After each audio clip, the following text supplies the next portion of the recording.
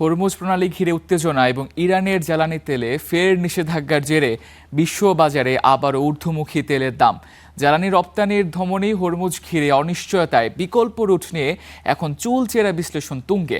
জ্বালানি আর বাণিজ্য ব্যবস্থার অন্যতম আরেক প্রণালী মালাক্কা ঘিরে এখনই তৈরি হয়েছে টোল আদায়ের শঙ্কা।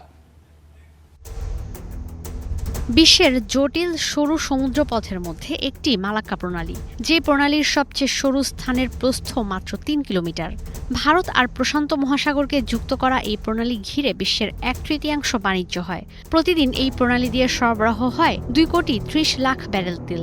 পূর্ব এশিয়ার অর্থনীতির পাওয়ার হাউসগুলো সচল রাখতে কাজ করে ৯০০ কিলোমিটারের এই ধমনী। ইউরোপ আর মধ্যপ্রাচ্য থেকে পূর্ব এশিয়া পর্যন্ত সবচেয়ে কম দূরত্ব এই জলপথের।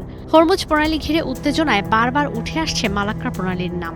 জ্বালানি প্রতিষ্ঠানগুলো বলছে, মালাক্কা প্রণালী দিয়ে জাহাজ চলাচলে যে কোনো সময় উঠতে পারে টোল আদায়ের আলোচনা। হরমুজ প্রণালীতে ইরান আর ওমানের অবস্থান মুখোমুখি।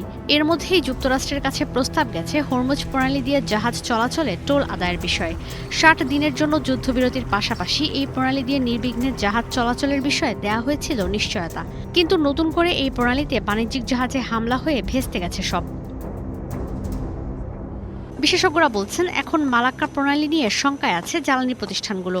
জ্বালানি গবেষণা প্রতিষ্ঠান রিস্টার এনার্জি বলছে, যদি হরমুজ প্রণালী দিয়ে টোল আদায়ের কথা ওঠে, একই প্রস্তাব আসতে পারে মালাক্কা প্রণালীর ক্ষেত্রেও। এই প্রণালী ঘিরে রেখেছে ইন্দোনেশিয়া, থাইল্যান্ড, মালয়েশিয়া আর সিঙ্গাপুর।